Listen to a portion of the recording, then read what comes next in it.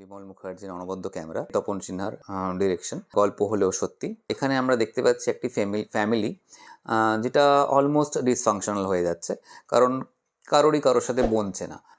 প্রত্যেকটি চরিত্রের আমরা ইন্ট্রোডাকশন করছি এবং সেই চরিত্রগুলোকে যখন আমরা ইন্ট্রোডিউস করছি আমরা দেখছি যে সে কি করে, বা সেটা হতে পারে তার প্রফেশন কি, তার ইডিওসিনক্রেসিস কি, সে কি করতে ভালোবাসে বা সে কি করতে পছন্দ করে, এবং সেটা সে রোজ করে। এবারে যখন এইটা ক্যামেরাতে দেখানো হচ্ছে, উনি এমনভাবে আলোটাকে ফেলছেন যেটাতে আমরা মনে হচ্ছে যে আমরা একটা কোনো স্কাল্পচারকে দেখছি, বা almost working as an archetype, not just a character.